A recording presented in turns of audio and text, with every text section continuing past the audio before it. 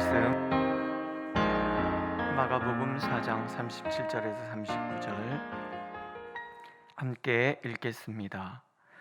큰 광풍이 일어나며 물결이 배에 부딪혀 들어와 배에 가득하게 되었더라. 예수께서는 고물에서 베개를 베고 주무시더니 제자들이 깨우며 이르되 선생님이여 우리가 죽게 된 것을 돌보지 아니하시나이까 하니 예수께서 깨어 바람을 꾸짖으시며 바다더러 이르시되 잠잠하라 고요하라 하시니 바람이 그치고 아주 잔잔하여 지더라. 아멘.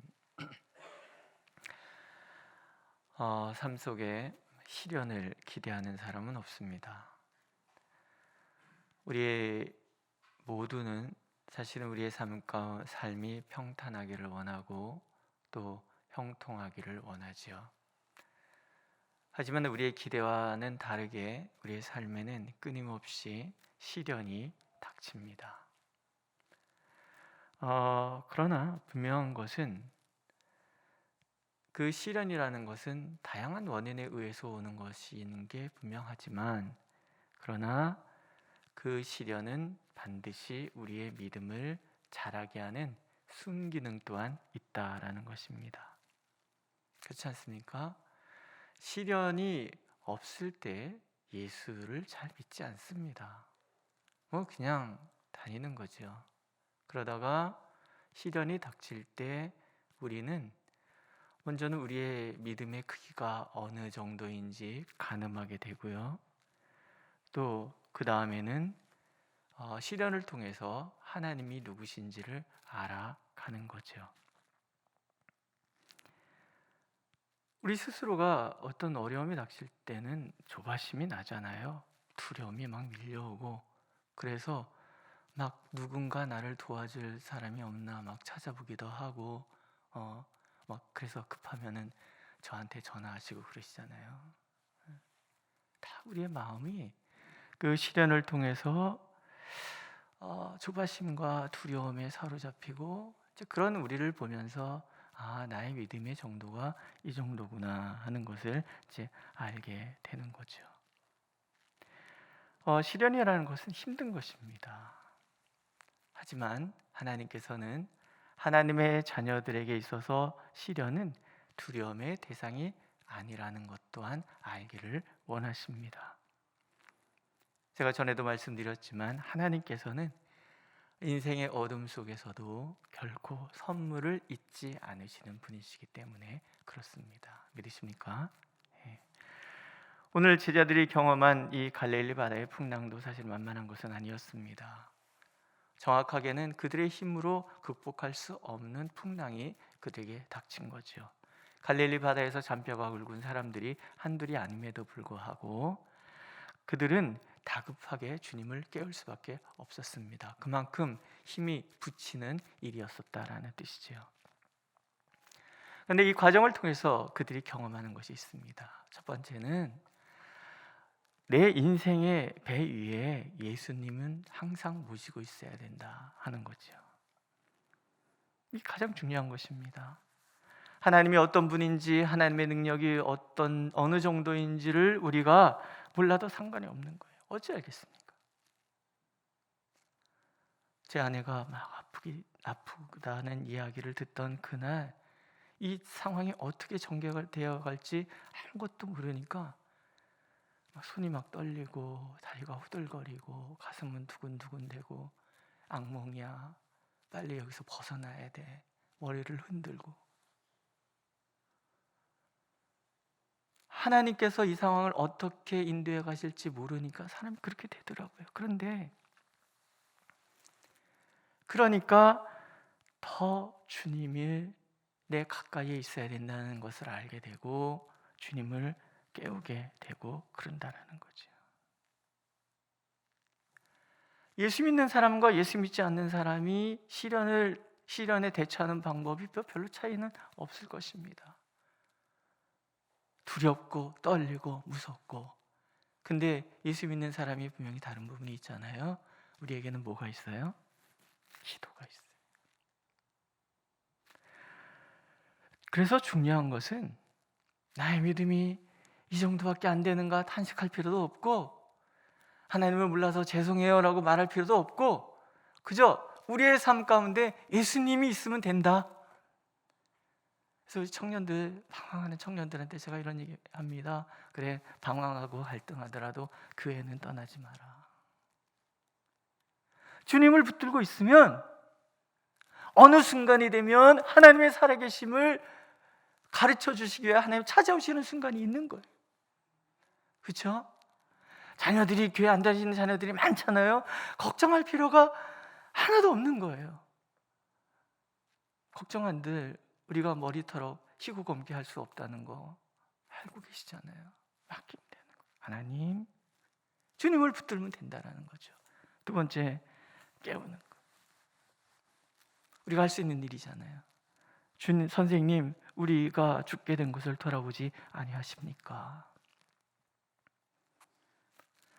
그저 제자들이 그렇게 주님을 깨우잖아요. 그거면 끝나는 거예요. 예수님께서 일어나셔서 문제에 개입해 주시잖아요. 바람과 파도를 보면서 잠잠하라, 고요하라. 끝. 믿으십니까? 우리가 우리의 문제를 가지고 주님 앞에 기도하면 하나님 주무십니까? 왜 나이대로 두십니까? 나 지금 죽을 것 같은데 어찌 안 되겠습니까? 깨우기만 하면 반드시 응답하시는 하나님, 일어나셔서 우리의 삶에 진히 개입해 주신다라는 거예요. 일어나셔서 주님이 제자들의 믿음을 깨우시잖아요. 어찌 이렇게 무서워하느냐? 너희가 어찌 믿음이 없느냐? 네. 어찌 어떤 풍랑이 예수님을 삼킬 수 있겠습니까? 하나님께서 지켜보시는 자녀들을 그 무엇이 함몰시킬 수 있겠습니까? 지난번에 읽은 말씀처럼 우리를 눈동자같이 지키시고 그 날개 그늘 아래에 품으시는 하나님의 사랑을 그 누가 끊을 수 있겠는가 하는 거예요. 그러면 우리는 기도는 이런 것이라는 걸 알게 되지 않습니까? 우리가 주님을 깨우는 것 같아 보지만 사실은 잠들어 있는 내 영혼을 깨우는 것이 기도라는 거예요. 나를 위해 예비된 주님의 능력을 나의 삶의 자리에 초청해 드리는 것이 기도라는 거예요. 풍랑의 지배자이신 하나님께서 마음껏 일하시도록 내 삶의 자리를 내어드리는 것이 기도라는 것을 알 수 있습니다. 주여, 우리가 죽게 된 것을 돌아보지 아니하십니까? 그렇게 외치기만 하면 주님은 일어나셔서 고요하라, 잠잠하라 말씀해 주실 것입니다. 그리고 우리는 이렇게 고백하게 되겠죠. 하나님은 도대체 어떤 분이시기에 바람과 파도라도 순종하는가? 로렌스라는 영성가가 이런 말을 합니다. 우리는 하나님께 아주 단순하게 행동해야 합니다. 매우 솔직하게 말씀드려야 합니다. 무슨 일이 일어나든지 그 모든 일에 하나님께 도움을 구해야 합니다. 하나님, 이 일은 하나님의 일입니다. 그러면 하나님은 항상 내게 맡겨진 일을 충분히 해낼 수 있도록 도와주십니다. 믿으십니까? 기도는 맡기는 거라는 거죠. 이 문제는 내 문제 아니에요. 하나님 문제예요. 이렇게 얘기하는 거라는 거예요. 내 모든 염려를 다 주께 맡기라 말씀하시는 하나님이시잖아요. 그러니까 내 문제가 아니라 하나님의 문제입니다 라고 선포하는 것이 기도라는 거예요. 오늘 무슨 문제가 있으십니까? 기도하시는 거예요. 이제 이 문제는 제 문제 아닙니다. 하나님의 문제이십니다. 그러면 하나님께서 일을 하신다라는 거죠. 제가 청소년 사역을 할 때 해마다 표를 정하는 게 귀찮아졌어요. 고민을 했어요. 뭐가 제일 좋을까? 이 아이들에게 내가 끊임없이 가르쳐 줄 게 뭐가 있을까 생각을 하다가 이런 표를 만들었습니다. 바람 부는 날에는 날개를 활짝 펴라. 한쪽은 믿음의 날개, 하나는 기도의 날개. 독수리가 높은 산을 넘어가는 방법은 자기가 날개짓해서 넘어가지 않는다는 거예요. 높은 산이 가로막으면 기류를 탄다는 거죠. 바람을 향해서 날개를 피면 그 바람이 나를 높은 곳으로 올려준다는 거예요.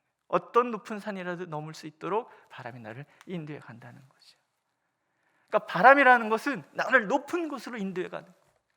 내가 믿음의 날개를, 한쪽엔 믿음의 날개를, 한쪽엔 기도의 날개를 펴면 하나님께서는 나를 높이 높이 날아 올리셔서 하나님의 은혜의 세계 가운데 내가 설 수 있도록, 그 은혜 가운데 날아갈 수 있도록 나를 만들어 주신다라는 거예요. 오늘도 믿음이 크든 적든 상관이 없어요. 우리가 하나님 앞에 기도의 날개를 펴면 하나님은 나의 믿음의 날개도 펴게 해주실 것이고, 나로 하여금 높이 날아올라 하나님의 은혜의 세계를 경험하게 해 주실 거라는 거죠. 그 믿음으로 오늘도 하나님을 만나고, 그 믿음으로 하나님 앞에 부르짖는 우리 모두가 되기를 하나님 오늘 간절히 원하고 계십니다. 기도하겠습니다. 하나님, 일어나시옵소서. 우리 애가 죽게 되었습니다.